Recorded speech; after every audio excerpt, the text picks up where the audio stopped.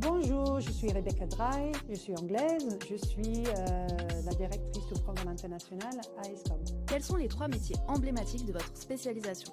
Alors, ce diplôme vous permet de faire énormément de métiers différents, mais si je devais en choisir 3, je dirais responsable de communication chez l'annonceur, je dirais chef de publicité en agence et bien sûr les autres rangs après en gagne en seniorité, et chef de projet communication et marketing international chez l'annonceur. Quelles missions sont généralement confiées aux jeunes diplômés dans cette spécialisation? Alors en général, les missions qui sont confiées sont un rôle de coordination entre différents pays, parce que forcément nous avons une responsabilité internationale. Création de contenu en anglais et en français, et bien sûr d'autres langues si on parle plusieurs langues. Et aussi, je dirais, du benchmarking et de l'analyse des marchés internationaux, des concurrents, les marchés sur lesquels on est présent. Quelles sont les compétences clés à maîtriser pour réussir dans cette spécialisation? Comme je dirais, une maîtrise de l'anglais, bien sûr, tout est en anglais. Une passion et une curiosité pour d'autres cultures et d'autres pays, bien sûr. Et un esprit vif et une capacité d'adaptation, parce que dans le métier plus tard, il va falloir s'adapter à différentes cultures, différents collègues, différents fournisseurs, différents marchés. Quels sont les 3 à 5 acteurs emblématiques de la spécialisation? Alors, comme maintenant tout s'internationalise, je dirais pas qu'il y a des acteurs spécifiques qui sont liés à la spécialisation internationale.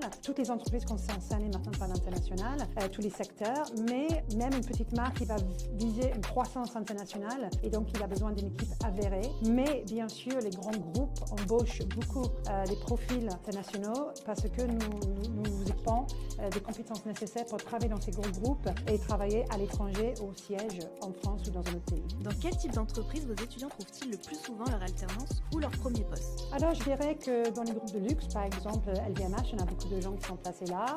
Dans les groupes tels L'Oréal, par exemple. Aussi, pas mal dans le secteur des banques et assurances, parce qu'aussi, ils ont une portée internationale. Je dirais aussi les secteurs de l'industrie, qui est souvent ignoré par les étudiants, mais c'est des industries très intéressantes avec beaucoup de choses à faire, que ce soit le bâtiment, par exemple, que ce soit l'énergie. Et aussi, je dirais, des industries de la création dans le sens technologique, par exemple, qui ont aussi une portée internationale, mais ça peut être très, très, très varié, bien sûr. Quel projet étudiant illustre le mieux l'apprentissage dans votre spécialisation? Ce qui illustre le mieux pour moi l'apprentissage de la communication internationale à ESCOM, ce sont les workshops de la 5e année, où souvent nous avons des clients qui viennent avec un brief pour un lancement produit ou un lancement de marque dans un nouveau territoire. Et du coup, il faut adapter bien sûr les messages, il faut connaître la cible, il faut comprendre le comportement des consommateurs dans ce nouveau pays, cette nouvelle culture, tout en gardant bien sûr l'ADN et les valeurs de la marque mère. Quel est le profil idéal pour réussir dans cette spécialisation? Je dirais déjà un étudiant qui est bilingue parce qu'il faut pouvoir parler, communiquer et écrire très bien en anglais, donc il faut maîtriser la langue. Après, c'est un étudiant qui est sérieux, motivé, ouvert d'esprit bien sûr et tolérant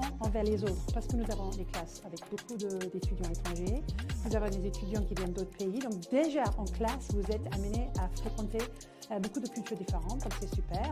Aussi, un étudiant qui a une grande culture générale, c'est-à-dire une culture musicale, une culture cinéma, une culture art. C'est vraiment très important pour se nourrir de la culture, pour savoir naviguer non seulement dans son propre pays et être au courant de ce qui se passe, mais aussi à l'international. Quelles sont les tendances, quels sont les mouvements sociaux, quelles sont les nouvelles tendances musique, les nouvelles tendances réseaux sociaux. Vraiment une grande culture générale. Et surtout un étudiant qui est curieux, qui s'intéresse à la géopolitique, les actualités. C'est très important. Il est conscient que ce qui se passe dans l'autre bout du monde, quelque chose de local, par exemple, peut avoir une conséquence globale et que ça reflète bien qu'on est tous vraiment des citoyens du monde. Et du coup, je cherche des profils qui, peut-être, des citoyens du monde, on dirait. En quoi votre spécialisation se distingue-t-elle des autres spécialisations de l'ESCOM? Alors, la spécialisation internationale est très différente des autres spé à ESCOM. Si j'ai fait ma promotion, c'est que c'est la seule spécialisation, bien sûr, qui est 100% en anglais, avec des intervenants soit anglophones, soit de notre nationalité, mais qui ont eu des expériences à l'étranger, qui ont eu des expériences professionnelles